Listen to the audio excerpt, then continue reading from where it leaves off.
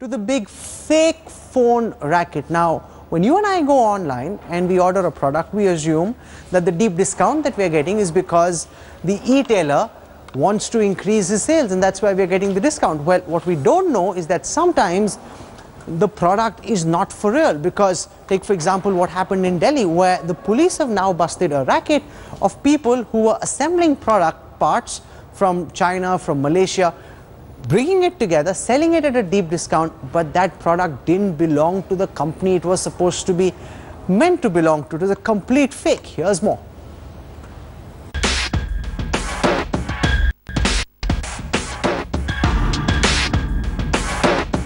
Are you planning to buy an iPhone?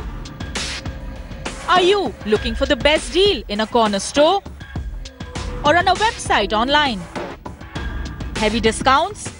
Beware. Because what you may get is a fake iPhone.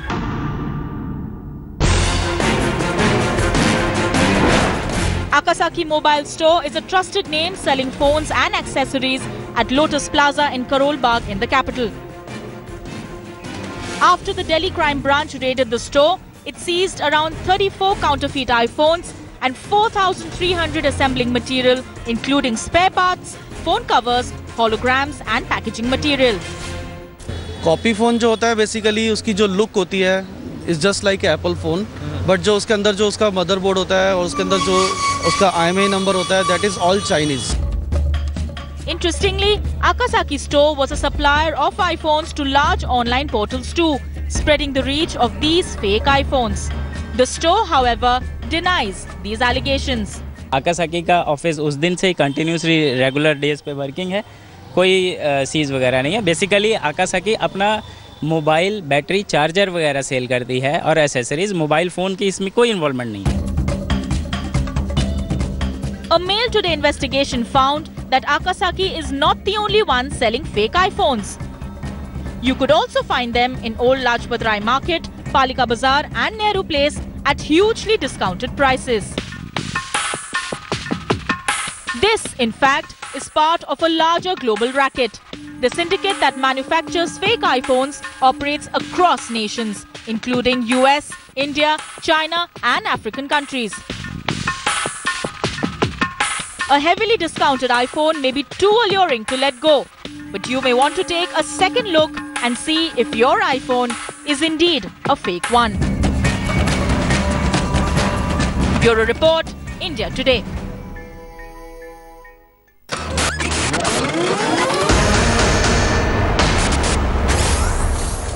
Now this is deeply disconcerting. You go online, you buy a product, you think you're getting a good discount, you think this is the real deal, it turns out to be fake. How does a consumer tell a fake from a real product? I want to go across to Pankaj Mahindru, understands the mobile space in India better than most, is president of the Indian Cellular Association. Thank you very much, Pankaj, for stepping out of a dinner and joining us live in the newsroom. I appreciate it.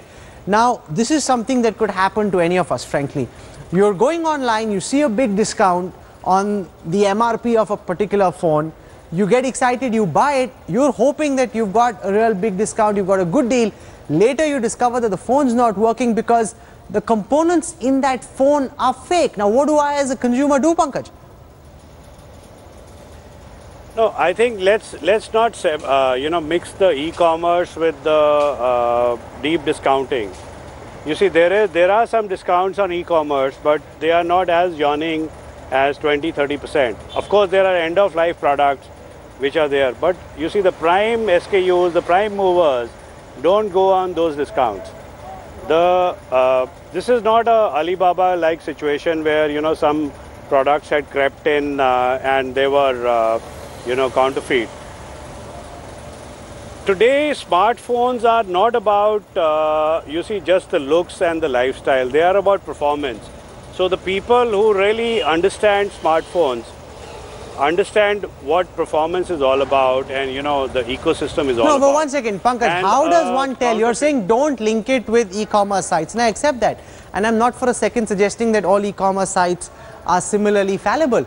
But there are sites where there are lots of recommendations, people are telling you that this is a good, reliable buyer, and suddenly someone slips a fake phone in. How does somebody who's sitting in Mumbai, Chennai, realize whether the product that he's ordered is an honest, good product, or is it a fake or a counterfeit?